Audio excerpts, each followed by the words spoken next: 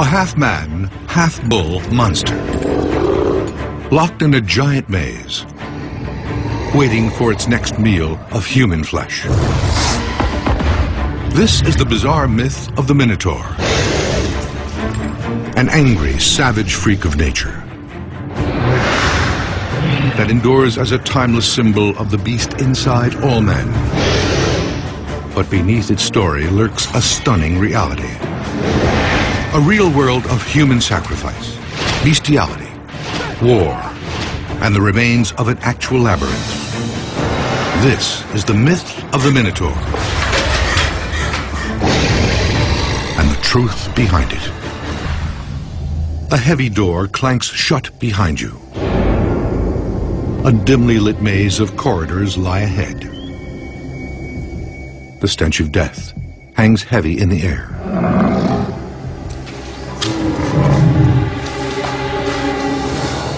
You are trapped in the labyrinth of the Minotaur.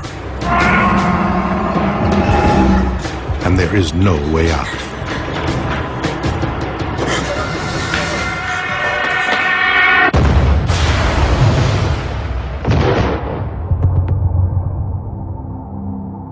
The story of the Minotaur was a horror story for the ancient Greeks. The labyrinth was a chamber of death. Those that got locked inside of it knew there was only one fate, and that's to be devoured by a horrible, ravenous, man-eating beast.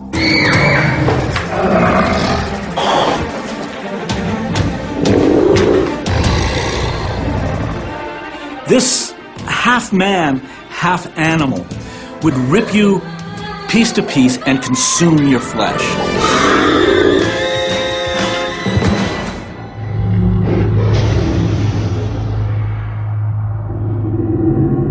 The Minotaur is the mutant child of a human mother and a bull father.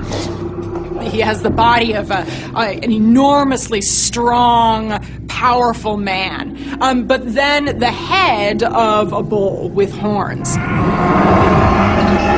On the one hand, it's part beast, and this beast is ravenous and hungry and kills and even eats the flesh of people that it has killed. On the other hand, the Minotaur is half human, and it has a kind of vulnerability from that, in which its humanity is trapped inside of its bestiality. At its core, this myth represents the battle between reason and savagery, between order and chaos. The ancient Greeks who told the story prided themselves on being civilized. One of the things that the Greeks really did believe in was that human reason could do a lot. But the Minotaur was the enemy of reason. A symbol of the animal instincts trapped inside all men. The Minotaur, the monster, was the untamable part of nature that the Greeks were trying to get a hold of. This was the one thing that they could not control.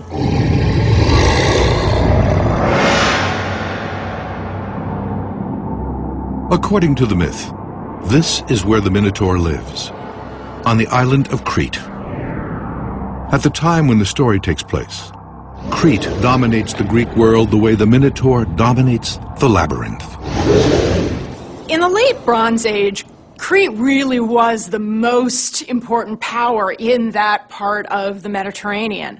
The places like Athens and Sparta, which in the classical period would really become the most significant powers, really weren't anything very important at all. In fact, they had to pay tribute to Crete because it was the major power in the region.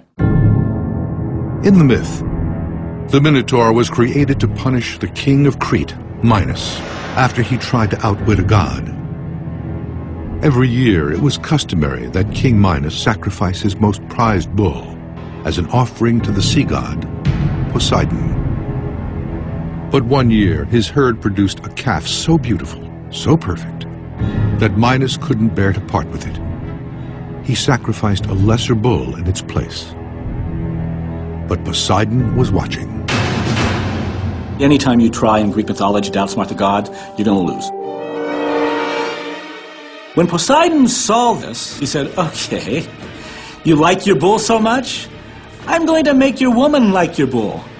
And so he made Minos' wife lust for the bull. Minos's wife, Pasiphae, falls in love with the bull. Pasiphae's desire for the bull, I think, symbolizes a kind of animalistic lust. All of us like to think of ourselves as very rational creatures, but in reality, all of us know at our core there's some piece of us that's driven by pure animalistic desire. The queen hatches an elaborate plan to seduce the bull. She climbs into a cow costume and lingers in the pasture where it grazes, waiting for the beast to approach. It's a very strange myth, this one, because Pasiphae essentially engages in an act of bestiality. She's in love with this bull. She wants to have sex with this bull. It seemed to be a preoccupation of ancient Greeks and Romans as to what the proper mode of sexual behavior was. And having sex with animals was one of those taboos that got kind of richly worked out in their mythology. In the real world, we see these mythic scenes, famous scenes of ancient bestiality, are performed in the Colosseum. You would have women slaves who would be forced to copulate with bulls in order to entertain. Often in these real-life spectacles, the ancients were acting out Queen Pasiphae's mythical encounter with the bull. In the story, it isn't long before her strategy succeeds. The bull spies her, is overcome with amorous desire, mounts her. 9 months later, you've got yourself a minotaur.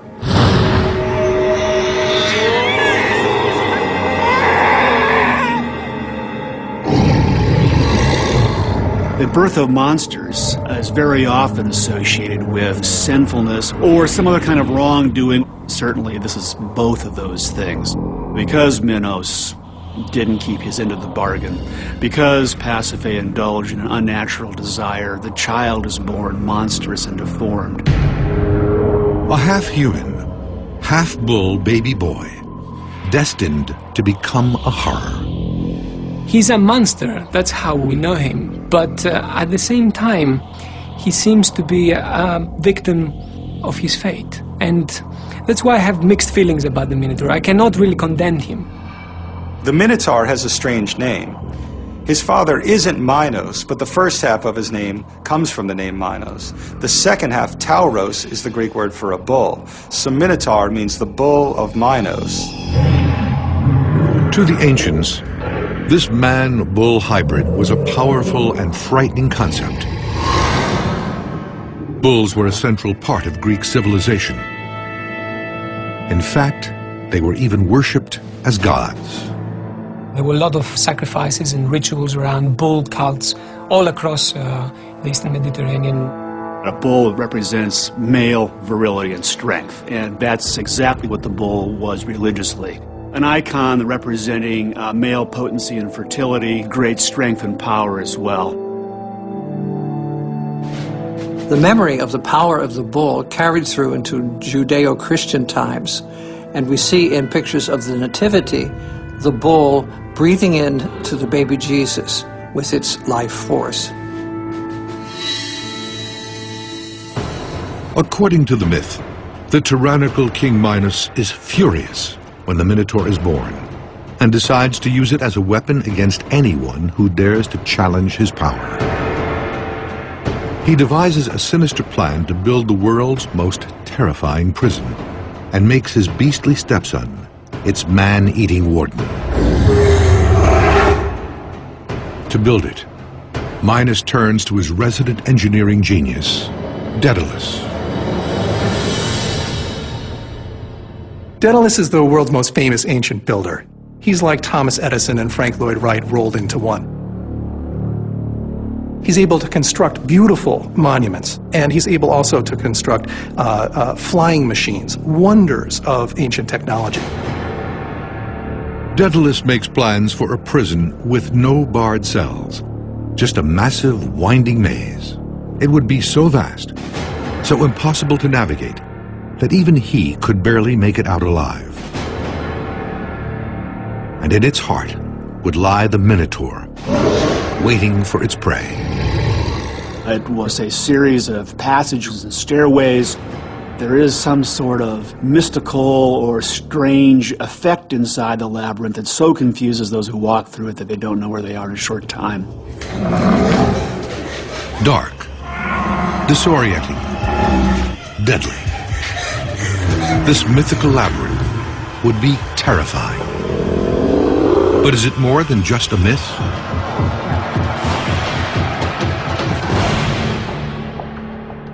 Today, there's an underground maze on the island of Crete with an eerie resemblance to the labyrinth of the Minotaur, the Cave of Messara.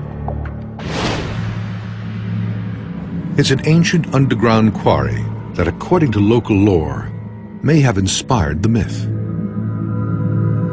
Winding passageways stretch for over 2 miles in no particular order. In fact, most people who dare to enter run a cable with them to make sure they don't get lost. The same tactic will prove crucial for the Minotaur's victims later in the myth. Chisel marks found along these tunnel walls prove the caves are man-made, that they were dug with ancient tools. For centuries, visitors who came to explore this place were convinced they had found the home of the Minotaur, and many of them left their mark. Today, explorers still take on the challenge of navigating the labyrinth. Their objective is to reach this central room, where it is said the Minotaur once dwelled. They come here to beat their fears, and if they win, they accomplish the mission. They write their names on it and go out happy. It would be very nice if it were the labyrinth. I mean, everybody wants to know where the idea of the labyrinth came from. And when you see caves like this, right away the idea must have come to the people that this might have been the lair of the Minotaur. An ancient man-made maze on the same island where the myth is said to have taken place. It's the perfect candidate for the Minotaur's labyrinth in every way but one. Most experts think the myth is older than the cave. It was worked very late in Greek Roman times, and there are recorded visits by many pilgrims during this period. But the actual myth of a labyrinth and a Minotaur came much, much earlier. If Messara isn't the place that inspired the myth of the labyrinth, what is? The hunt for clues leads back to the myth.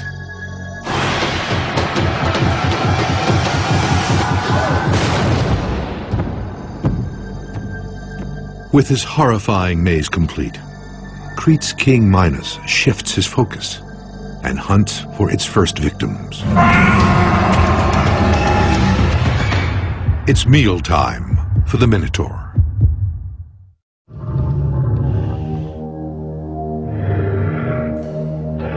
According to an ancient myth, the island of Crete is home to a half-man, half-bull monster who hungrily patrols a dark labyrinth. The labyrinth itself is so confusing, even its builder can barely find the way out. Inside, the Minotaur awaits its first victims, hungry for human flesh.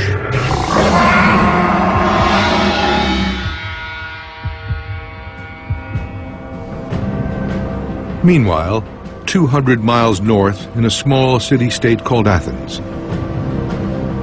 athletes have gathered from all over the Mediterranean to compete in a series of sporting challenges. It's an early precursor to the Olympic Games. Among the competitors is Prince Androgeus, the son of Crete's king Minos, and the half-brother of the Minotaur. Minos' son, Androgeus, won every contest, running, throwing, singing. He was a star. And it so upset a number of the Athenian youth that they got into a drunken brawl and went and killed him.